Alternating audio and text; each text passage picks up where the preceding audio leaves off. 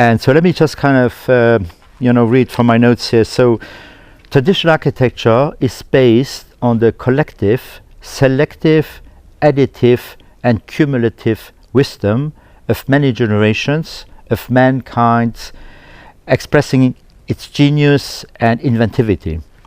It's an intelligence and know-how collected over many generations, handed over, adapted, adjusted and refreshed.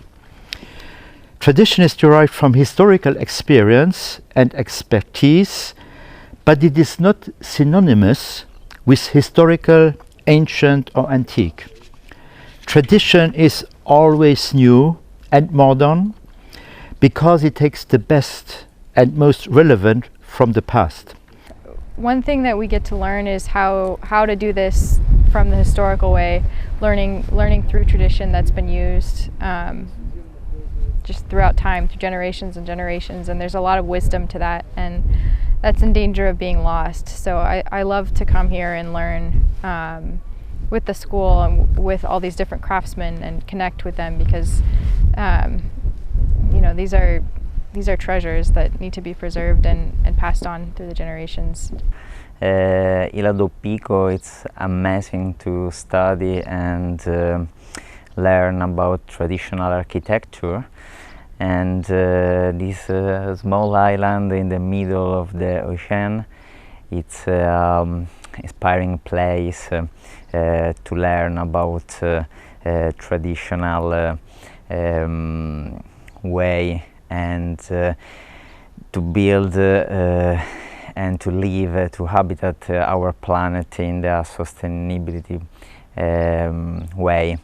The group this year of the summer school, it's really nice and passionate, and we are enjoying this time together here. We decided to come here because we find in this island magnificent, tremendous reaction of man to adapt to very hard conditions to pursue with this life.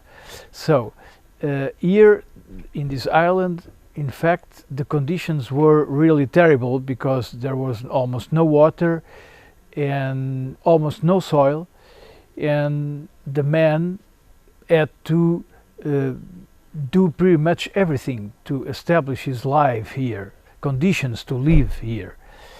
And the vernacular architecture is a magnificent example of adaptation of man to these rough conditions. Here, in a volcanic island, still active, we find only basalt stone that you see, this dark stone, and wood, some wood, and pretty much everything is done with these two materials. So it's a very good and unique example of vernacular architecture. That's the reason why, the main reason why we choose to make our summer school here in Lajes do Pico in Açores. To be here in Açores, it's a wonderful experience to learn about this beautiful architecture and to learn with professors and colleagues from all around the world and different universities. It's very great. The place itself feels like a little home away from home, and architecture wise, I would say, because this is very new to me, I am not used to this at all, so I am just trying to absorb as much as possible and trying to relate to things that I've learned back home. Everyone has been really helpful. All the professors, they've been answering all my doubts, and we just we are just learning from each other's cultures, and yeah, it's been going great.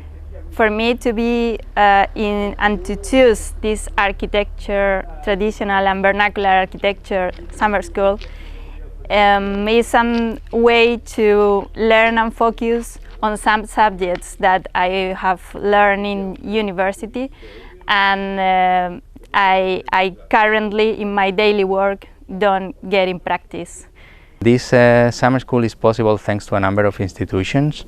There are several important foundations supporting our activity, among them Richard Driehaus and Fundação Serra Enriquez, and also the Cava Foundation of Calam, the restoration company. And this is also possible thanks to the collaboration of many universities where the faculty come from.